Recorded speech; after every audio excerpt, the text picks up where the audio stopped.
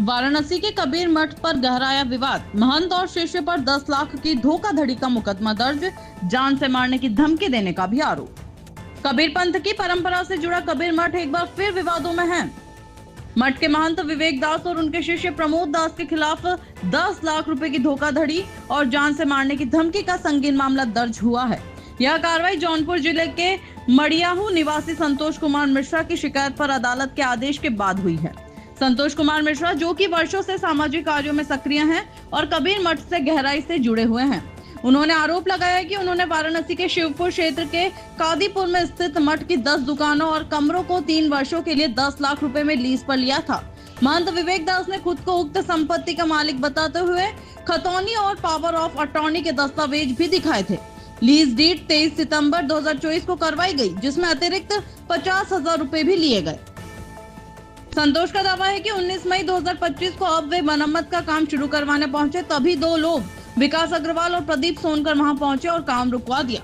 उन्होंने दावा किया कि यही कमरे और दुकानें उन्हें पहले ही 1 मार्च 2024 को नोटरियल डीड के माध्यम से शिष्य प्रमोद दास द्वारा लीज पर दी जा चुकी है।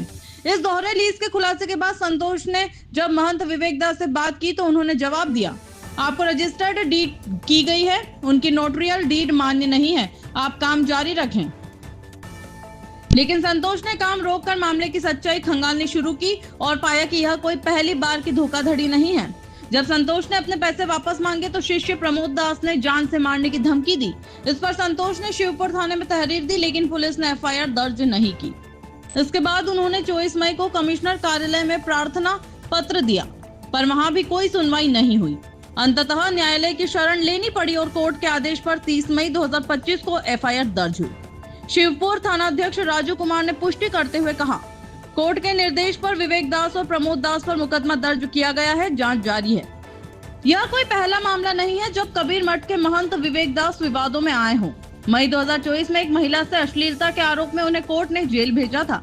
यह मामला 2022 से लंबित था, जिसमें पीड़िता ने विवेक दास पर अश्लील टिप्पणी और उत्पीड़न के संगीन आरोप लगाए थे। SC/ST कोर्ट के विशेष न्यायाधीश अनिल कुमार पंचम की पीठ ने इस मामले में विवेक दास की अग्रिम जमानत को खारिज कर उन्हें जेल भेज दिया था। धर्म और सामाजिक सेवा के प्रतीक रहे कबीर मठ की लगातार हो रही ऐसी घटनाओं ने इसकी साख पर गंभीर सवाल खड़े कर दिए हैं। एक तरफ यह मठ सद्भाव, सेवा और संत कबीर की शिक्षाओं का प्रतीक माना जाता है, वहीं दूसरी तरफ मठाधीशों के खिलाफ लगातार सामने आ रहे आपराधिक आरोप लोगों की आस्था को झकझोर रहे हैं। फिलहाल पुलिस जांच जारी है। पीड़ित संतोष मिश्रा का कहना है कि वे न्याय की अंतिम लड़ाई तक जाएंगे। वहीं कबीर मठ की प्रबंधन समिति और अन्य वरिष्ठ संत इस पूरे विवाद पर अब तक चुप हैं।